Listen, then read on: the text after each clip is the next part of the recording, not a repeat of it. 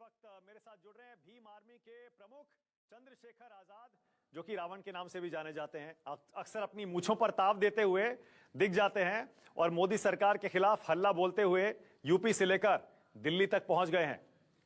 चंद्रशेखर आजाद, मुझे सुन पा रहे हैं आप? मानक बोल रहा हूं न्यूज 24 के स्टूडियो से। जी बिल्कुल सुन पा रहा हूं। जय भीम। आपने कहा कि आप दिल्ली में बीजेपी की सरकार नहीं बनने देंगे, तो किसके पक्ष में समर्थन करने जा रहे हैं आप? किसके पक्ष में प्रचार करेंगे दिल्ली में?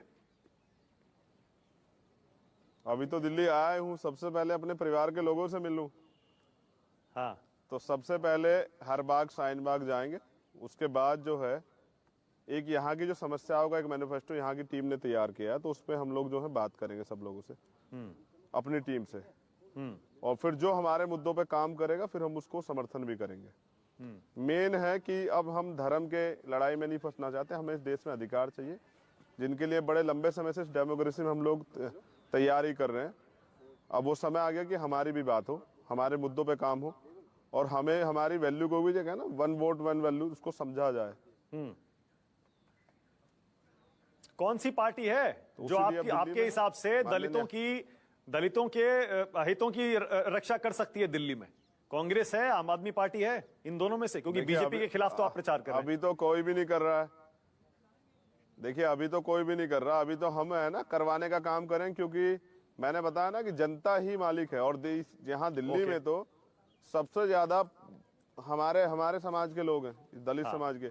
उसके बाद यहाँ दिल्ली में एक बड़ी भागीदारी मुस्लिम भाइयों की है, ओबीसी भाइयों की है। तो हमारा प्रयास ये रहेगा कि जो हमारे मुद्दों पे काम करेगा और जो हमारे मुद्दे हैं उनको जो है हम अपने लोगों से बात करके जो समस्या है वो उनको रखेंगे पटल पे, और टेबल टॉक भी करना पड़ा, किससे कोई बात करनी पड़ी। दिल्ली की टीम शाहीन बाग क्यों जा रहे हैं फिर से आप?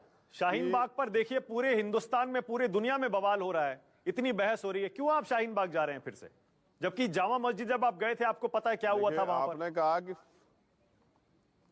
आपने कहा कि फिर से क्यों जा रहा हूं?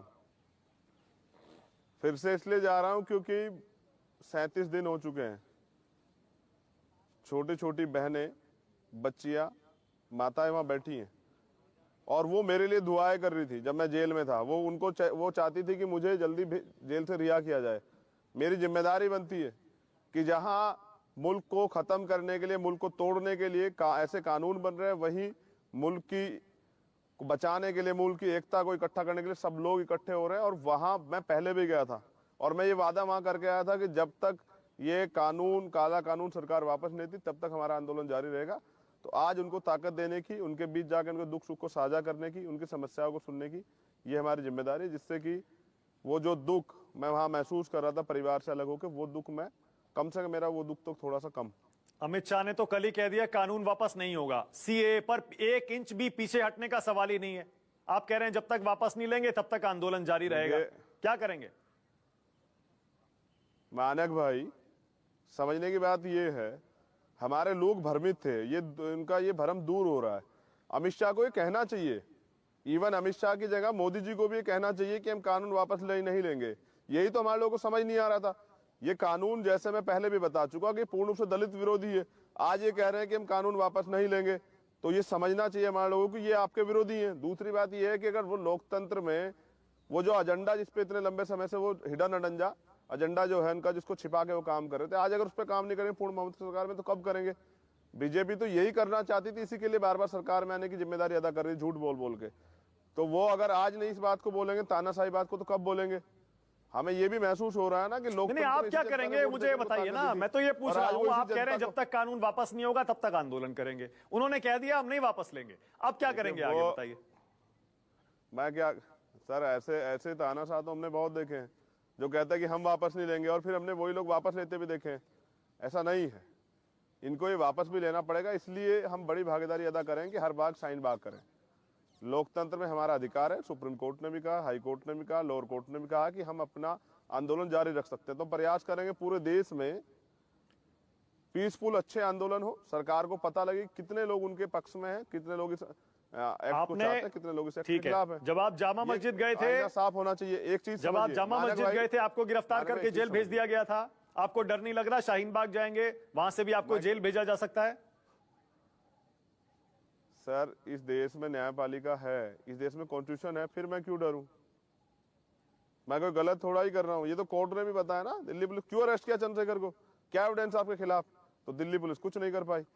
सवाल ये है, अगर आज डरूंगा तो मुल्क टूट जाएगा, अगर अपनी चिंता करूंगा तो हमारा भाईचारा टूट जाएगा, और अगर अपने बारे में सोचूंगा तो इंसानियत का जो मजहब है, मानवता का जो मजहब है, जिसके लिए बाबा साहब तथागत बुद्ध बात करते थे, उनका पूरा एक हमारे महापुरुषों का इतिहास है, वो खत्म हो जाएगा। सतगुरु रविदास जी महाराज जिसकी बात करते थे वो खत्म हो जाएगा, गुरु नानक देव ने जिसकी बात करी वो खत्म हो जाएगा।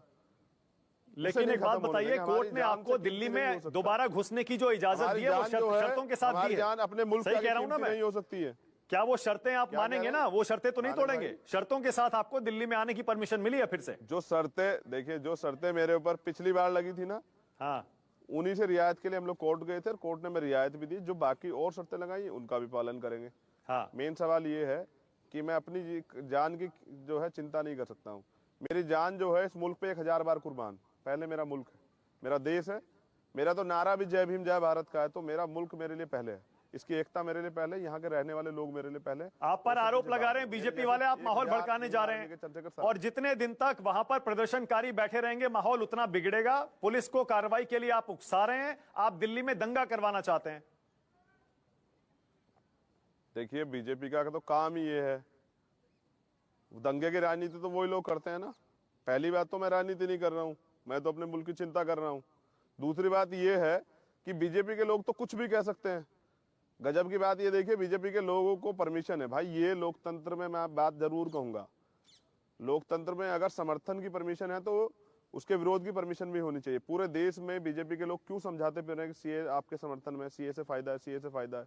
अगर जैसे आप समझा रहे हैं तो ऐसे हमें भी समझाने का मौका दीजिए, हमें भी परमिशन दीजिए। जब आपसे नहीं माहौल भड़क रहा है तो हम कहाँ भड़का रहे हैं? अगर हम कोई गलत स्टेटमेंट, दोनों में फर्क है ना। एक सेकंड चंद्रशेखर आजाद, एक सेकंड, दोनों में फर्क है। शाहीन बाग में एक सड़क को जाम करके वहां पर भीड़ बैठ गई है।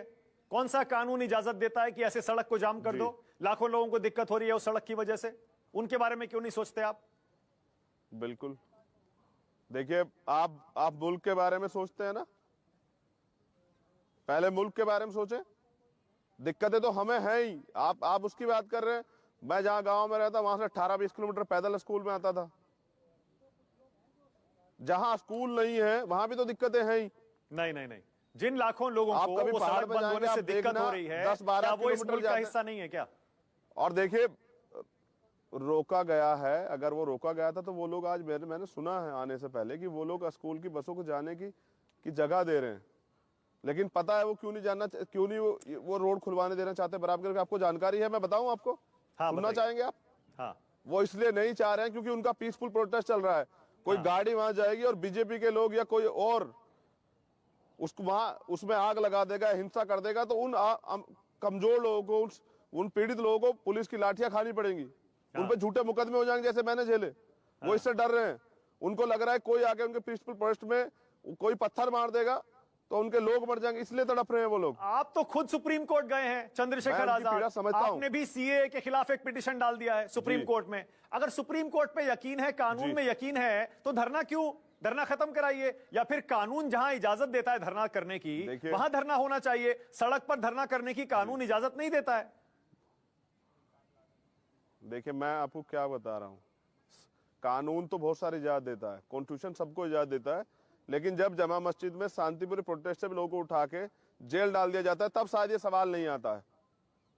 कानून आज चल किसके रहा है? सरकार के हिसाब चल रहा है। सरकारी एजेंसियां जो हैं, चाहे वो आईबी हो, सीबीआई हो, काम क्या कर रही है? मुल्क में बाहर से कैसे आ जा रहा है कोई व्यक्ति? मुल्क की सुरक्षा का जो सुरक्षा सलाहकार है वो क्या कर रहा है? राष्ट्रीय सुरक्षा सलाहकार का उससे सवाल क्यों नहीं हो रहा है? कोई आतंकवादी अपराधी कैसे घुस जा रहा है हमारे मुल्क में? ये नहीं, अब आप जवाब नहीं दे रहे। मैंने कहा कानून इजाजत नहीं देता है कि कोई भी प्रदर्शनकारी सड़क को जाम करे, कानून के खिलाफ है ये, और आप उसका समर्थन कर रहे हैं। फिर आप कह रहे हैं मैं कानून के साथ। क्या कह रहा हूँ मैं? क्या कह रहा हूँ? आप बताइए ना भाई, आप तो यूपी में हमें घर से नहीं निकलने दे रहे हैं। कहाँ कानून का पालन कहाँ कर रही है सरकार? कहाँ निकल? मैं मेरठ गया था पीड़ितों से मिलने, उसमें भी वो भी अपराध था, उसमें भी रोक दिया गया। कानून का पालन सरकार नहीं करी, लोग नहीं कर रहे हैं।